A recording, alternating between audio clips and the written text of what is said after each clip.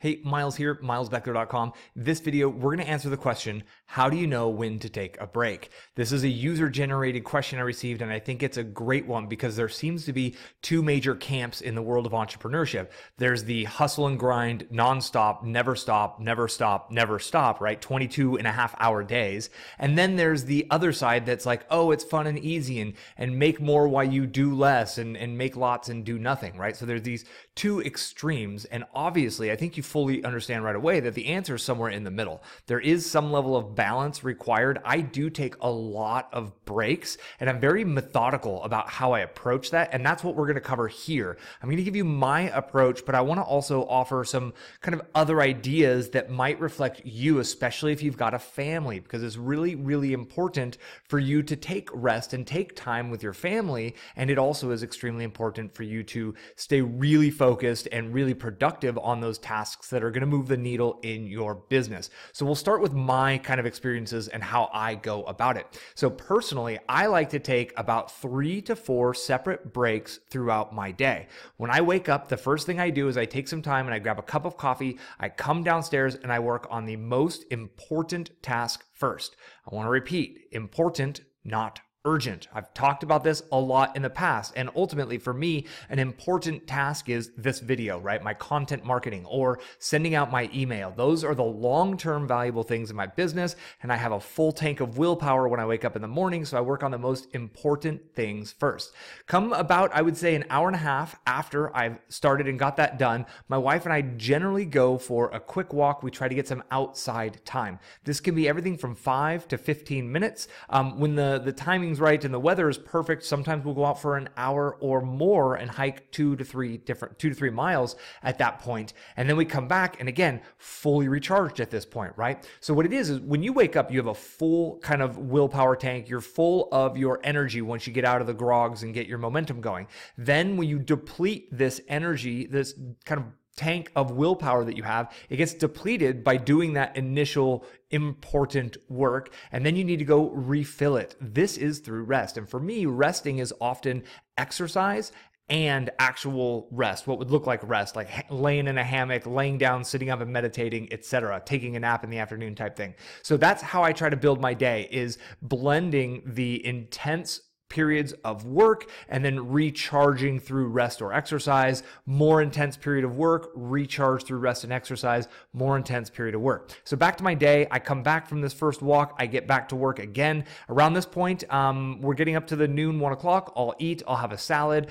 Generally speaking, at that point, I might read a little bit and then I'll meditate midday. When I come back from the meditation, I'm usually good for another work session from 3 to 4 or 5. At this point, I go out for another either hike or I'll go paddleboarding at that point to get a little time on the water, to get more exercise and get away from my computer again. And often I'll come back in the evenings and I'll work till 7, 8, 9, and then I'll take maybe an hour or so to watch like a show or something to just unwind, or I'll do reading in the evenings is the other thing that I do. So again, for me, it's I would have to say, if I was to try to compartmentalize, and it's never perfect numbers, right? I don't set my alarm clock for this, but it's about an hour and a half work session followed by a 15 to sometimes 2 hour, right? 15 to an hour break. So it's a good solid work period for 90 minutes and then 15 minutes of no work, 90 minutes of work, 15 minutes of no work type schedule. And I mix it up. I let it be very free flowing. Eugene Schwartz, who wrote Breakthrough Advertiser, who in his day was by far the best copywriter that ever lived, and he's still one of the most studied and well-respected copywriters of all times, he would work on his sales letter for 33-minute 33-second chunks, and then he would get up for 5 minutes. So he forced himself to work on one project for 33 minutes straight. So what he did is, I'm just showing you that he compressed that same pattern that I use down even more. And he would literally set like an egg timer, which is like a kitchen timer that you would kind of twist and tick, tick, tick, tick, tick. But we all have cell phones now, right? You can just set that sort of alarm on your phone. You could do a 33-minute kind of break. He literally did 33, 33. Love the all threes right there. But so he would do a 33-minute, 33-second break, and then he would force himself to get up for at least 5 minutes, and then he would go right back and do another 33-minute session. There's also something called the Pomodoro Technique, which I think is about a 45-minute kind of cycle of 45 minutes of intense work, 5 minutes of relaxation. And the idea is very similar to kind of working out, fitness, and bodybuilding. You want to intensely work the muscle, and then you want to rest the muscle. And then you want to intensely work the muscle, and you want to rest the muscle. If you just work the muscle every day, right? If you go after arms every day and you do curls every single day, you will overwork the muscle and you will not recuperate. And the cells will not have a time to regenerate and gain health and kind of build themselves up, because that's ultimately what you're doing. You stress the muscle to a point of kind of tearing the muscle, and then it rebuilds itself and it's stronger and bigger, and that's how you grow the muscle. It's the same philosophy for us growing our businesses. So you need to find your rhythm is the ultimate key. And I mentioned earlier, if you've got a family, I wanted to touch on that because my wife and I are both focused on a very, very similar goal, right? We run this media business that we run together. We're all in on this family business. We both are kind of stride for stride almost every single day. And during these periods of hiking and paddleboarding and walking around and talking and resting, we are always kind of staying in touch with each other on where we're at in the business, what we're working on, so we know where each other is at.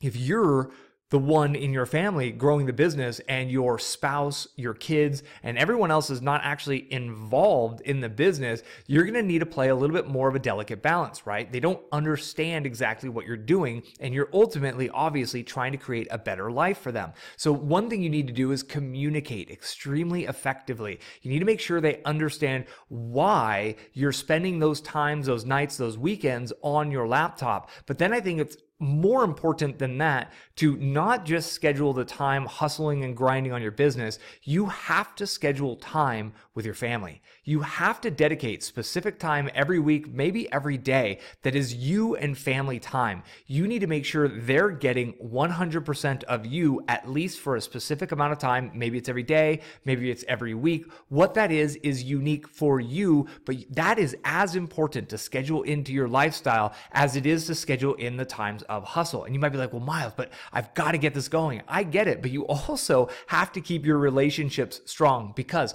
what is financial success if you don't know who your family is? You don't get to experience your kids growing up. You really lose touch with your spouse because you became a different person. They became a different person because you weren't connecting and reconnecting enough. I'm telling you, that level, that success is not success at all. There's way too many internet marketers in this world who have made millions and millions of dollars, who have had failed relationship after failed relationship, and they ultimately hate their lives. And to me, that's actually the biggest failure one can achieve in life, is to make all the financial 3D riches in the world and have none of the soulful, spiritual, love, heartfelt kind of rewards and riches in the world. I need you to make sure you're figuring out a way to get both. So maybe there's a period of time when you play with your kids every evening, and then after the kids go to bed, your wife understands that that's your time that you're going to go kind of grind and hustle. Or maybe it's your husband and he understands that's your time you're going to go grind and hustle. From 9 o'clock to 11 o'clock p.m. every single night, that's when you're working on your business, you're doing your emails, you're doing your content. They know not to distract you because they just had great, productive, fun, loving time with you up until that point, right? Maybe they get the 6 to 9 and then you and your business get the 9 to 11, and that becomes your cycle. Then on the weekends, you have to figure out a way to make sure you're doing fun things with your family, you're spending family time, because that's what it's actually all about. And you need to have those feelings of everything's working. It gives you time away from your business. When I'm out paddleboarding, when I'm out hiking, when I'm out goofing off with Melanie, going through botanical gardens, which is something we love to do when we travel, we'll go wander through gardens. I'm still working on business, right? Like I'm there, I'm present for sure. I'm not trying to think about it, but ideas are synthesizing. My subconscious mind is firing off these little neurosynapse fires in my brain, thinking like, oh, what if we did that? Or what about this? Or you might see an ad on a billboard in a random part of town that kind of makes you think, that's a unique twist on an idea. Maybe if I did something like this on my Facebook ads, boom, boom, boom, boom, boom, and you start synthesizing other ideas in the real world. I've seen so many times that people will spend just 24/7 trying to work on their business. And what happens is you start having really, really unproductive work. You end up spending time, wasting time on Instagram, on Facebook, on these really low priority tasks that are going to have very, very short shelf life kind of benefits for your business, right? Like an Instagram post might last for an afternoon if you're lucky, 2 days if you had a viral Instagram post before it gets ripped off and reposted on Reddit and everywhere else. But a great blog post can live for years and years and years. A great video can bring you in hundreds of thousands of viewers and subscribers over the course of 5 to 10 years. And you need to be sure you're working on those big things that are actually going to move the needle in your business. We call them small hinges that swing big doors in your business. That's what you need to be working on. And then get out, get away, get some exercise. I think in the idea of rest, I look at exercise as a form of rest from my business. Obviously, that's not resting in the traditional sense, but in a way, it's resting my brain from being 100% engaged, getting over to something else. When I'm paddleboarding, I'm balancing, I'm looking around for boats on the water, I'm just admiring the trees and the lake and the sunset. It gets me out of that element. And that's when I have my inspired ideas. You maybe have had inspired ideas hit you in the shower before. That's something a lot of people say. It's because you're not necessarily exactly thinking about something. You're there, you're going through the motions, you're showering, you're kind of having a unique experience, and all of a sudden, wait a minute, I could do boom, boom, boom, boom, boom. And you have this idea and you're like running out of the shower, drying off, trying to hit the whiteboard or take some notes down so you don't lose that inspired moment. And those moments will happen if you give yourself time to rest. When Eugene Schwartz would take those 5-minute breaks between the 33-minute sessions working on the actual sales copy he was working on, those were the moments when the inspired ideas would come in. Then he'd go work on it for 33 minutes and he'd get away and he'd get another inspired idea. And that was the pattern that got him through these world-class sales letters that he wrote that brought in hundreds and hundreds of millions of dollars. And this is back in the 40s, 50s, and 60s. I hope this video has been helpful for you. And I really hope that you take the time to analyze your kind of day and think of it as energy management is really the key of what we're talking about here, because you want to make sure that you're capturing these moments in your life when you have ample willpower. That for me is early in the morning. So if you feel like you don't have much extra time available, and when you get home from work, the kids are there and there's a lot of distractions around, consider waking up an hour and a half before you actually currently wake up. That might mean setting your alarm clock for 5 o'clock in the morning. Guess what? That's what I used to do when I worked a full-time job and I had an hour and a half commute every day. I would set my alarm for 4:30, 5 o'clock in the morning, and I would work before I went to work. So I would work up until about 7:30 when I had to shower and actually get ready for work. That gave me a couple hours in the morning of hyper productive time. Went and did the day job, did lunch, worked a little bit on lunch, went and did the day job, went back home, had dinner, went for a walk with my wife, and then we both would work in the evenings. So figure out how you can create rhythms of intense work and intense rest, intense work and intense rest. And the best kind of intense rest, I believe, if you've got a family, is playtime, fun time. Get 100% away from the computers and the devices. Go out, get exercise, go for hikes with your family, go for bike rides with your family, really kick the blood pumping, right? Get that heart pumping, get the blood energy flowing around, circulate the blood through your body, through your brain. You'll be amazed at what happens when you find the balance in life. And finally, maybe I'll do a whole video on this, is learn some hacks to get great sleep at night. I wear a specific kind of glasses when the sun goes down. They block out all of the blue light. I run Flux app and Twilight app on my phones, which are designed to pull the blue light out. Having too much blue light at night, whether it's TV, your phone, your tablet, etc., or just the lights you have in your house, that can actually keep you awake because it triggers the melatonin or serotonin. I'll do a dedicated video on that, but be sure you're really kind of focusing on getting good sleep when you can, even if that's 6 hours. Make sure it's as good of 6 hours of sleep as you can. Drink a lot of water. Remember that your body is mostly water. Remember to replenish your body and eat as clean as you possibly and comfortably can. I eat eat a 100% organic plant-based diet on purpose, a lot of leafy greens, a lot of different colored vegetables and fruits, and that is because it's easy for my body to process. It brings in a ton of nutrients, and those nutrients are what my brain uses, what my heart uses, what my body uses for all these things, so I can keep the energy up throughout my day, because energy management is really the name of the game when you're growing your business online. This absolutely is a marathon. It's an extreme triple marathon, if you will, right? This is way more than a normal marathon to grow a truly successful business online. And one of the big things you have to do is to manage your energy in a marathon. If you sprint too much in the beginning, you're going to run out of gas and you're going to fall flat on your face.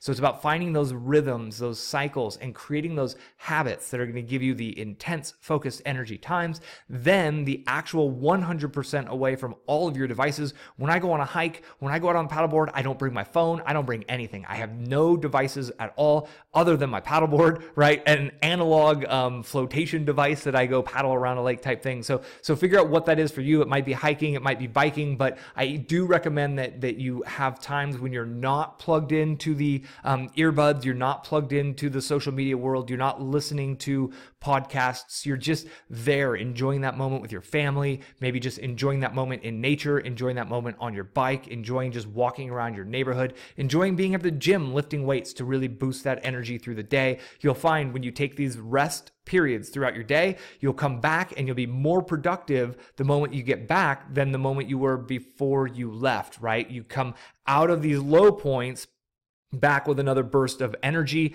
When you start to mix in exercise and gym time, that's going to be another burst of energy. Maybe you start meditating for 20 minutes a day. Boom, there's another burst of energy. After each one of those little pauses, you come up with reinvigorated bursts of energy. You've taken time to allow your subconscious mind to deliver you new interesting kind of intuitive ideas for you to work on. New test ideas will come out of that, and you'll have the energy to implement them. And that, my friend, has been my secret to success through energy management. And I hope this has helped you. If you've enjoyed this video, give me a thumbs up. If you want to see a video about of some of my sleep kind of tricks that I use to try to really improve my level of sleep, so when I do sleep, I get a very deep delta, a deep REM state of sleep. So when I wake up, I'm refreshed and I'm full of that willpower tank. Leave me a comment, say, yeah, make the video about the sleep. I want to learn more about sleep. I will happily get that to you. I might even make like a sleep meditation. If you have trouble sleeping, let me know. I want to know if that's something we should talk about.